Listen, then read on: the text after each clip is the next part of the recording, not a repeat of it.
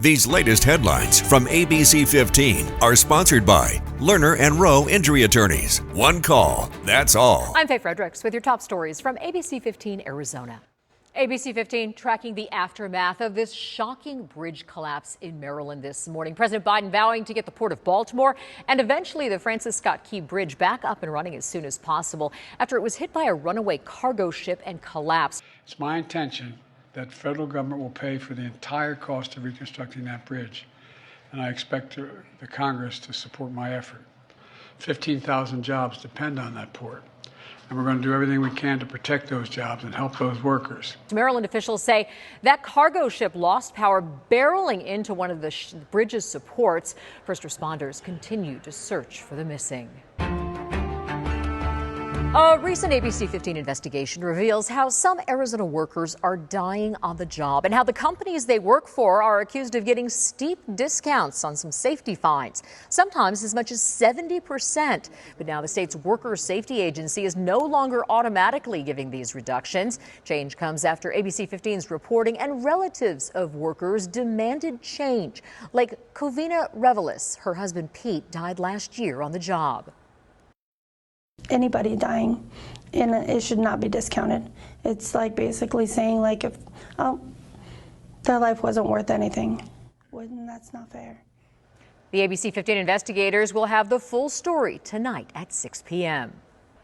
Today, the Supreme Court hearing arguments that could have wide-ranging effects on access to the abortion pill mifepristone. Plaintiffs said their supporters argue the FDA broke the law by letting patients get it through telehealth and in the mail. Inside, some justices appeared skeptical over the case and its legal standing.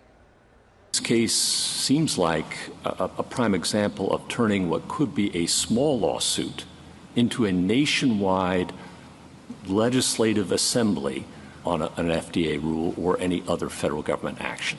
They fail to show under any rational legal standard why they have standing to bring this suit.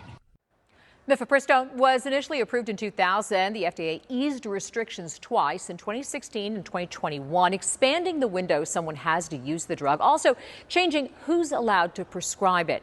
FDA argues each of those changes were done properly. Legal experts say this is the first time a court has second-guessed an FDA-approved drug.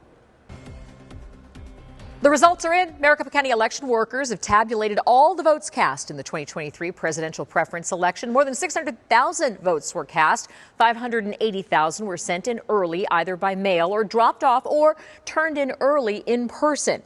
In-person voting accounted for nearly 20,000 ballots. The coveted I Voted sticker contest is underway. So far, Maricopa County Recorder's Office choosing the top 10 finalists in 2 categories. Now you can choose your favorite. Online voting is underway right now at stickercontest.maricopa.vote. Housing prices nationwide and here in Arizona continue to rise. The National Association of Realtors releasing their February numbers last week, showing median home prices topping $384,000. That's a 5.7% gain from this time last year. It's also the 8th month in a row prices have gone up. I don't think there will be any meaningful decline in home prices in many parts of the country. It's not just high sticker prices making homes expensive. A 30-year fixed mortgage rate as of last Thursday was about 6.87%, according to Freddie Mac. High demand and low inventory are also driving up prices.